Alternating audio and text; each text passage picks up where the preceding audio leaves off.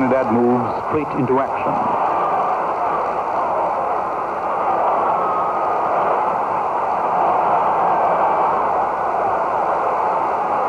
Left wing Cornel collects and crosses high to finish the goal. Trinidad takes the lead.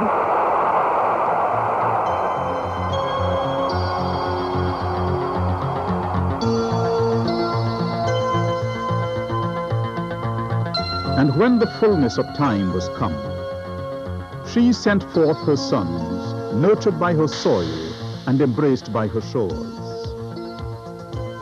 For as they go, they will take with them the aspirations and dreams of a nation.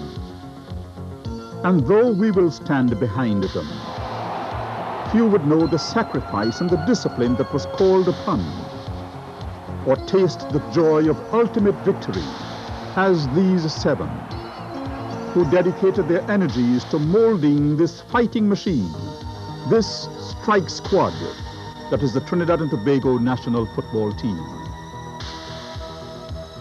7 professionals who 2 years ago offered their services to their country to harness and to sculpt the raw talent of our youth.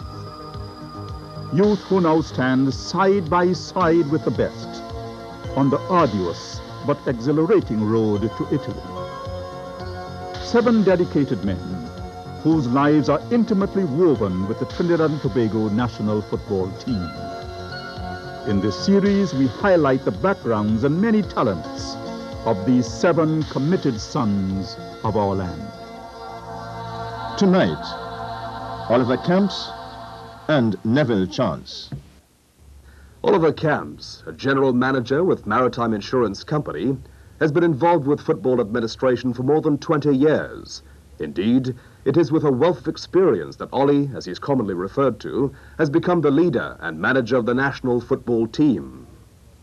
My involvement in football goes back even way before 1973, and that is football administration as such, right? I used to be the Harvard Club representative on the Port of Spain Football League. And I eventually rose to the position of president of the Port of Spain Football League.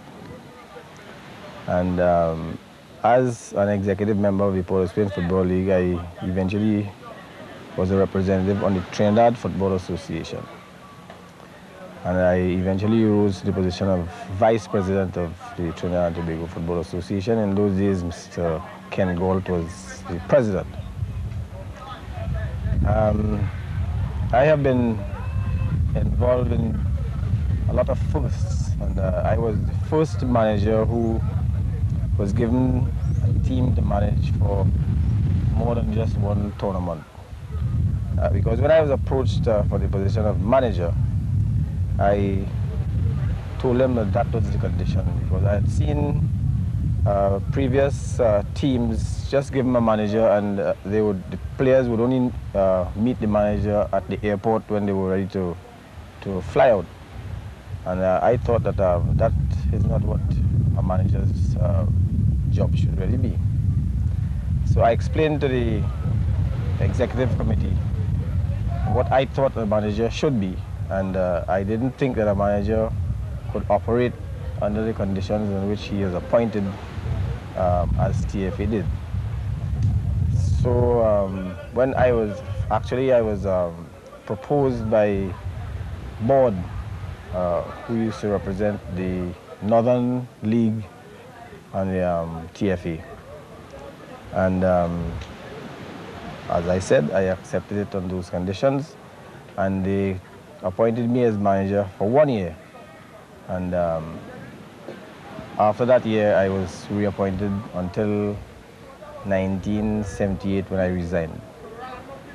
That is my involvement in football up to 1978. After I resigned, I went into the background for several years, although I was always available to assist wherever they wanted me to assist, you know, but I kept out of the actual administration.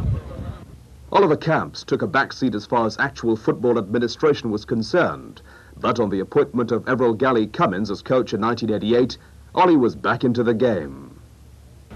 And from very early, Gali, because of my involvement with Gali in 1973, he felt that he would like to have me as the manager of the squad that he was coaching.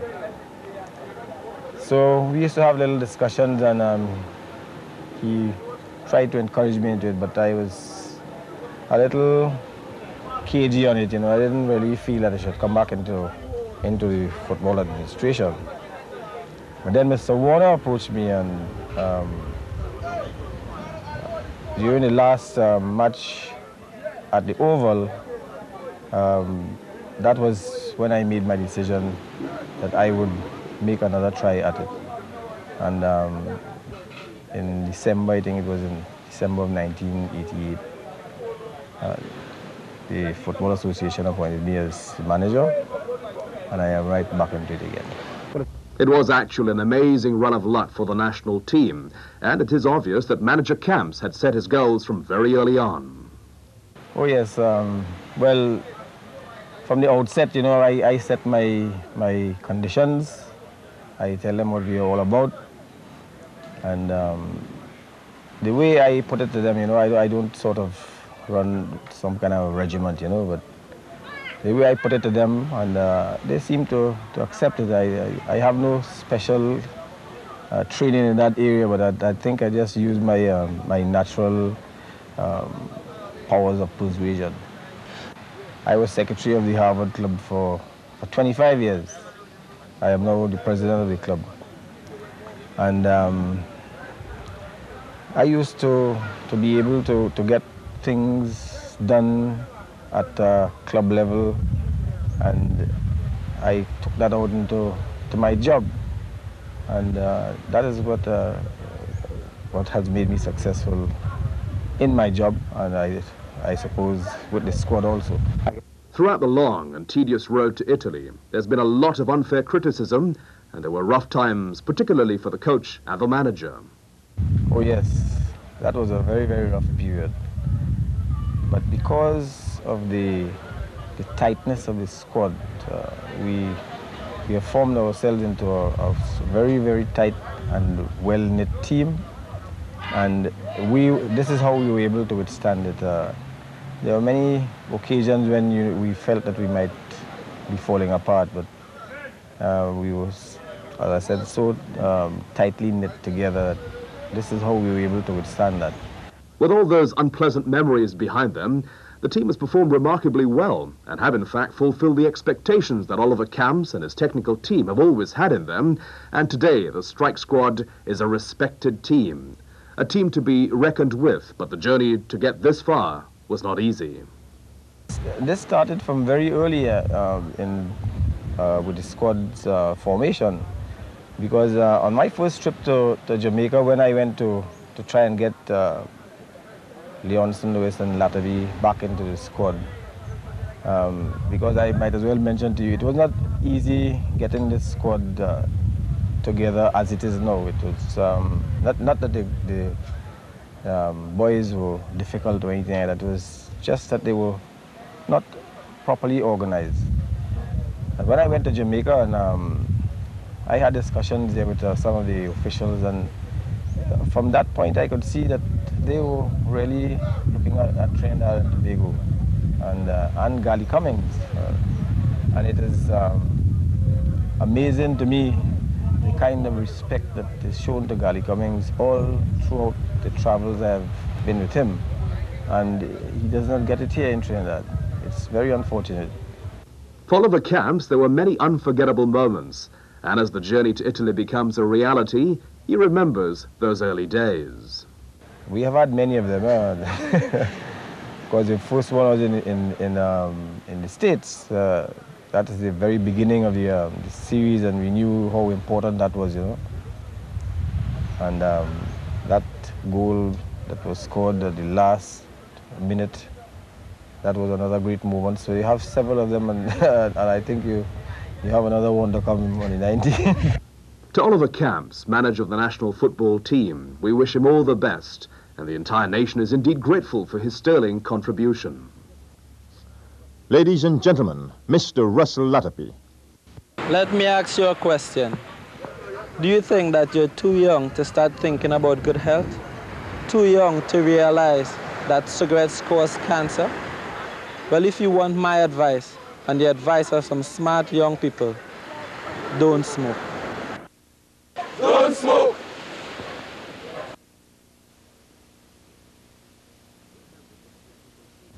Three members of the technical team are from the Ministry of Sport, Culture and Youth Affairs.